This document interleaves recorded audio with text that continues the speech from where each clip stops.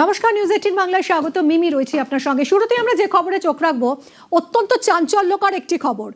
তৃণমূল আমলে ওসির চেম্বারে অনিয়মের কারবার। শান্তনু সিনহা বিশ্বাস, কলকাতা পুলিশের প্রাক্তন ডিসিপি শান্তনু সিনহা বিশ্বাস, তার বিরুদ্ধে চার্জশিট দিয়েছে ইডি। জমি দখল মামলায় চার্জশিট দিয়েছে ইডি এবং সেখানেই এই অভিযোগ করছে ইডি, কালীঘাট থানার ওসি হওয়ার পরে প্রভাবশালী শান্তনু, এরকমই অভিযোগ উঠে আসছে। আমরা কথা বলবো অমিত আমাদের প্রতিনিধির সঙ্গে। অমিত, ইডির চার্জশিটে কি বলা হয়েছে, কি অভিযোগ ইডির? দেখো, এই শান্তনু সিনহা বিশ্বাস কলকাতা পুলিশের প্রাক্তন ডিসিপি।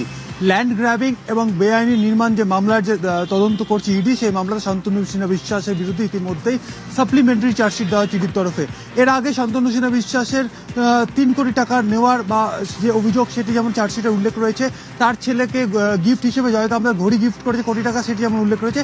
সবচেয়ে বড় চাঞ্চল্যকর অভিযোগ শান্তনু সিনহা বিশ্বাসের বিরুদ্ধে আনা হয়েছে, সেটি কালীঘাট থানার ওসির চেম্বার, অর্থাৎ তিনি যখন কালীঘাট থানা ওসি ছিলেন, সেই ওসির চেম্বারেই হতো বিজনেস ডিল, বা অর্থাৎ যে বেনিয়ম বা যে দুর্নীতি, সেই দুর্নীতির বৈঠকগুলো হয়েছে কালীঘাট থানা ওসির চেম্বারে, এমনটাই কিন্তু চার্জশিটে উল্লেখ করা হয়েছে ইডির তরফে। ইডি কি তথ্য প্রমাণের ভিত্তিতে অভিযোগ এনেছে?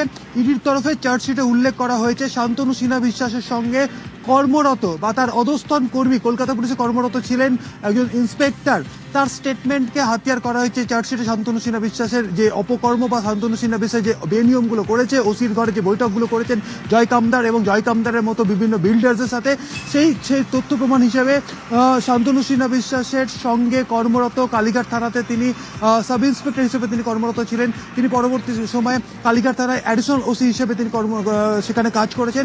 সেই ইন্সপেক্টরের বর্তমানে তিনি ইন্সপেক্টর পদমর্যাদা অফিসার, তার স্টেটমেন্টকে হাতিয়ার করা হয়েছে। তিনি স্পষ্টত উল্লেখ করছেন যে কালীঘাট থানায় আসার আগে হেয়ার স্ট্রিট থানায় তখন যিনি তখন তিনি সাব ইন্সপেক্টর পদে ছিলেন, তিনি যখন ওসি হেয়ার স্ট্রিট থানায় যখন কর্মরত ছিলেন এই শান্তনু সিনহা বিশ্বাস, তখন তার সঙ্গে কাজ করতেন, তখন পুলিশি সুলভ বা পুলিশি আচরণ ছিল তার মধ্যে।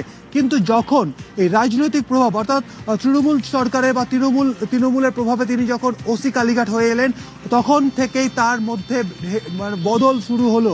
এমনকি তার মধ্যে পুলিশ সুলভ মারাত্মক অভিযোগ উঠছে। একেবারে ওসির চেম্বারে বসেই অনিয়মের কারবার চালিয়েছেন শান্তনু সিনহা বিশ্বাস। ইডি তাদের চার্জশিটে এরকমই অভিযোগ জানিয়েছে।